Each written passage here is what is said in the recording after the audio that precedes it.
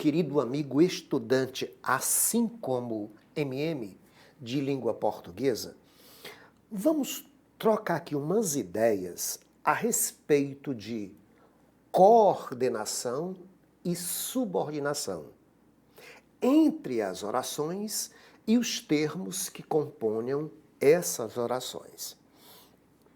Isso vale para qualquer prova de língua portuguesa de qualquer banca. E principalmente você que vai fazer concurso para as polícias federal e rodoviária federal.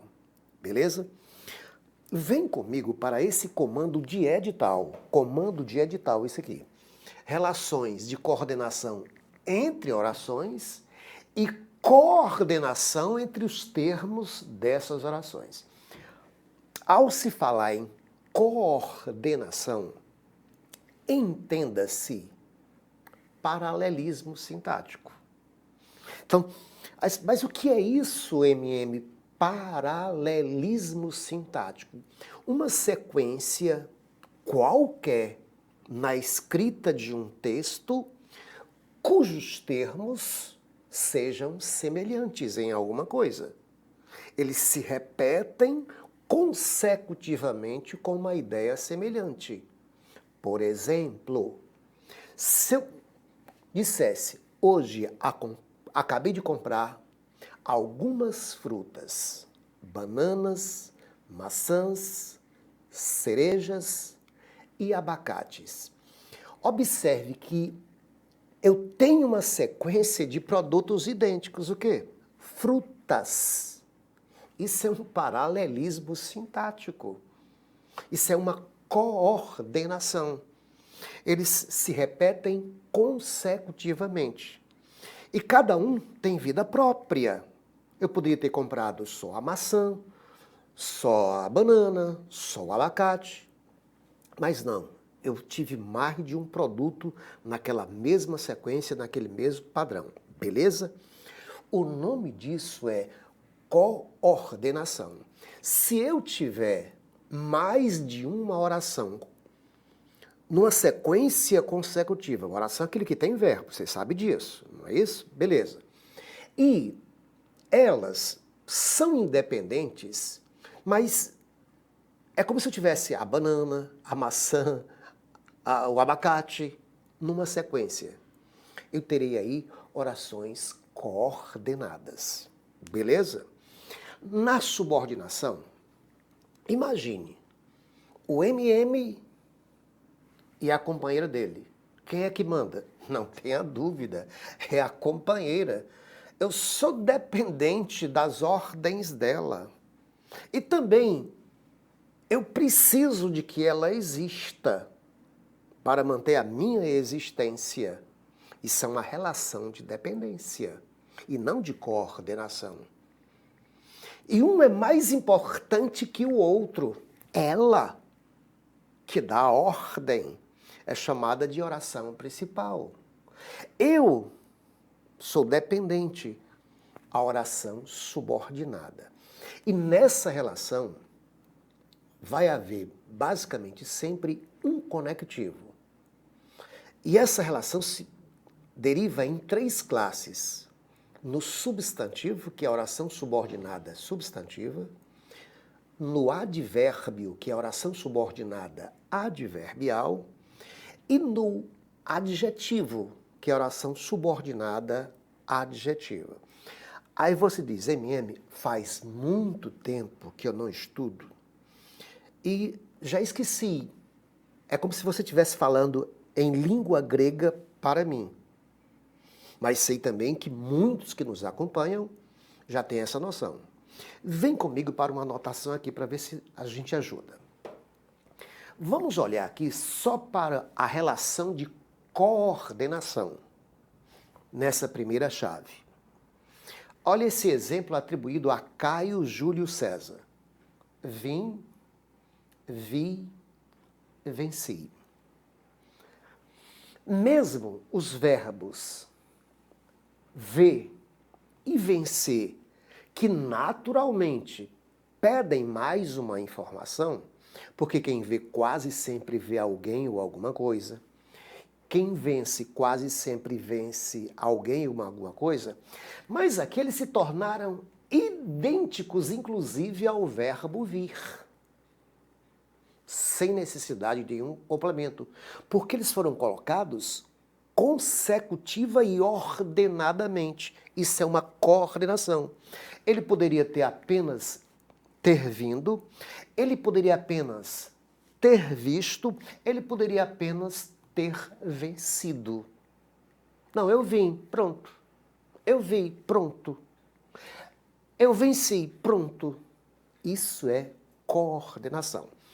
Essas vírgulas aqui, inclusive, são obrigatórias. E isso também é um paralelismo, é uma sequência, é uma consecução de elementos idênticos.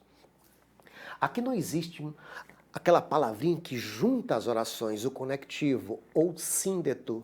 É por isso que a gente pode até chamar isso aqui de orações coordenadas assindéticas ou sem o síndeto. Beleza? Tá tudo bem?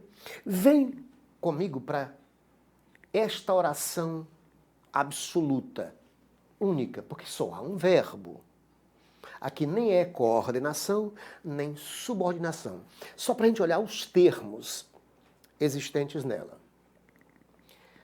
Recomendamos paciência, tranquilidade, atenção e confiança na hora da prova.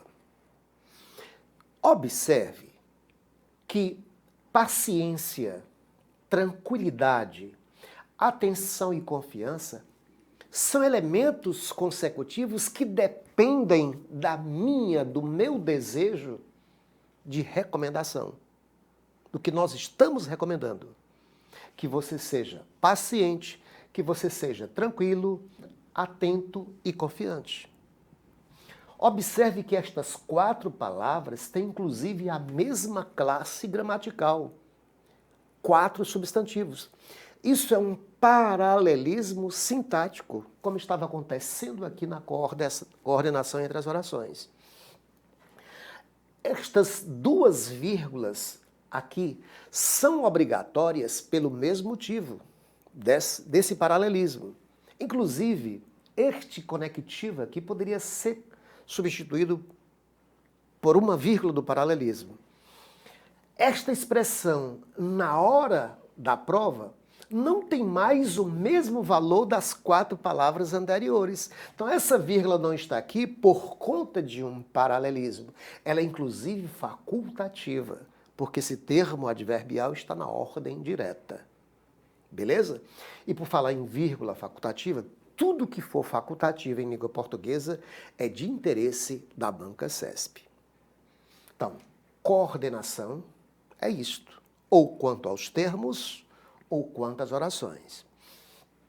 Aí vem para cá, para a segunda chave. Quando verdeja, isso aqui é um neologismo. Quando verdeja no Nordeste, vírgula, o sertanejo inunda-se de felicidade. Essa frase é nossa. Foi sugerida aqui por um companheiro para pensarmos nisso. Observe, o sertanejo inunda-se de felicidade. Essa informação até poderia estar sozinha, mas ela desperta curiosidade. Ou para uma causa, ou para uma consequência, para um tempo, uma condição, uma circunstância qualquer. Ele se inunda de felicidade. Quando? Por quê? Devido a quê? Conforme o quê? Aí tem uma resposta. Essa resposta é temporal. Quando isso acontece. Então, observe que aqui está havendo uma relação de dependência. Mas essa informação aqui é mais importante. Essa é a dependente. É a circunstância temporal. Então, cai aqui em um advérbio. Isso aqui é chamado de oração subordinada adverbial temporal. Como o principal está depois e o principal tem que vir antes, isso é chamado de ordem inversa. É por isso que essa vírgula é obrigatória. Se desmanchar e voltar para a ordem natural, o sertanejo inunda-se de felicidade quando verdeja no Nordeste, ela passaria a ser facultativa. Ok? Então aqui é o principal e aqui é o subordinado. Mas os dois se completam, fazem um par perfeito. Muito bem. Veja outro caso aqui. Desejo que Deus nos ajude. Eu poderia até pensar em uma única oração aqui, chamada optativa. Que Deus nos ajude. A oração do desejo, ela se chama optativa. Inclusive a próclise é obrigatória nela. Mas observe que no desejo, eu desejo, essa ideia, que é a principal, se completa com isto aqui. Ou isto completa o que eu desejo? Que Deus nos ajude. Ou seja, desejo a ajuda divina, eu posso transformar em um substantivo. Então, enquanto essa que tem o papel de um advérbio indicativo de tempo, essa tem o papel de um substantivo. Esta aqui é, pois, chamada de subordinada substantiva.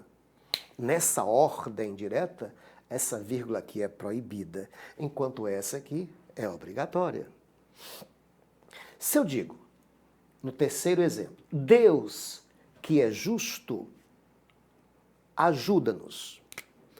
O papel dessas duas vírgulas aqui talvez seja um dos mais importantes no estudo de língua portuguesa, inclusive das provas. Esta palavra aqui tem um papel que eu diria bem mais importante que o desta conjunção integrante, até porque esta não pode ter função sintática, mas essa tem.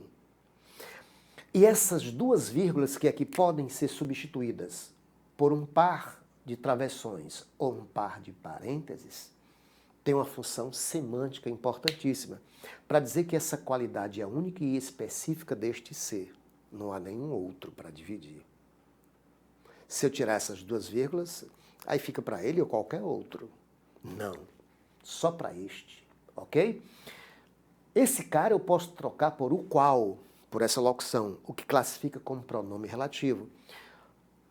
E aí, esta oração subordinada desta principal, Deus ajuda-nos, tem a função de um adjetivo. Deus, que é justo, ou seja, ele é sempre com essa característica, e só ele, com o papel das duas vírgulas. E por último, para mostrar que dependência também está entre termos que compõem a própria oração.